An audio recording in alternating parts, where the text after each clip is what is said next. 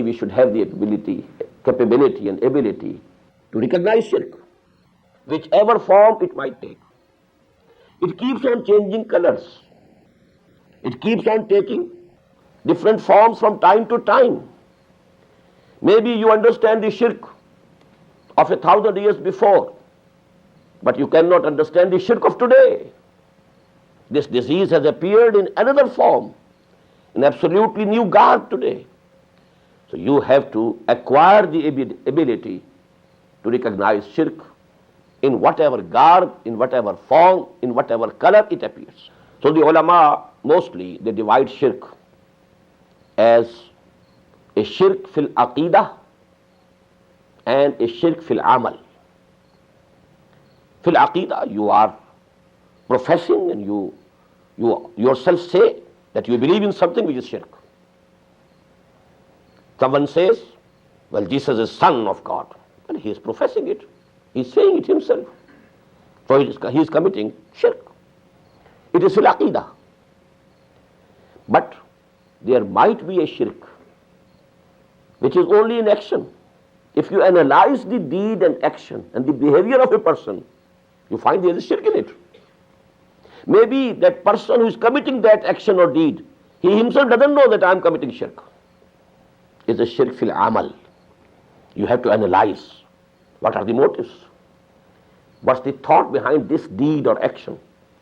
So there can be shirk fil amal and there can be shirk fil aqeedah. Then another, classification is there is apparent and evident shirk, absolutely apparent and evident. This we call ash-shirkul jali, clear, absolutely apparent, absolutely evident. Then there is hidden shirk, implied shirk, and imperceptible shirk. This is ash-shirkul khafi. For example, I will give the details later on, but let me quote here a hadith. Man salla yurai faqad ashraka. Waman sama yurai faqad ashraka.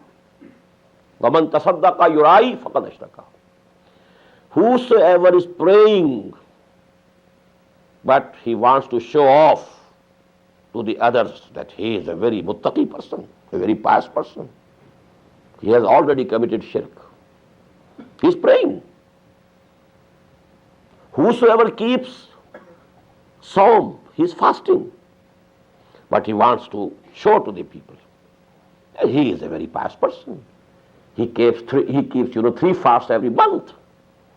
If he wants that exhibition, faqad ashraka. He has committed shirk. Even to the extent that if you are praying and when you are going in prostration, usually your sajda, one prostration, for example, if it comprises 5 seconds, 10 seconds, but when you feel that someone is looking at you, now you increase the duration of your sajda. Now you are there for 10 seconds. You have committed shirk. You are doing this prostration partly for Allah. The original 5 seconds were for Allah, and the additional 5 seconds are for the person to whom you are showing. So actually for this sajda there are 2 masjood. You have committed sin, you have committed shirk. So shirk, al-shirkul jali, al-shirkul khafi, the hidden shirk, imperceptible shirk, and the shirk which is evident, absolutely apparent and clear. But as far as I think, for a better understanding of all the shades of shirk and kinds of shirk, the better classification would be there are 3 types of shirk. We shall discuss according to this classification. The shirk fi zat, associating someone in the person of Allah subhanahu wa ta'ala. Personal association, in his own person, in his zat, making someone equal to him as a person. This is the biggest shirk, the ugliest shirk, the most naked shirk. Then number two, shirk fi sifat, ascribing the attributes of Allah subhanahu wa ta'ala to someone else in quality or quantity.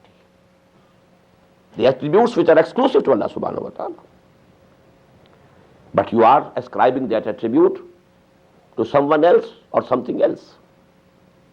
Or if the attribute is common between Allah and the creations, the creatures, but when you use that adjective or attribute for Allah, it means something else.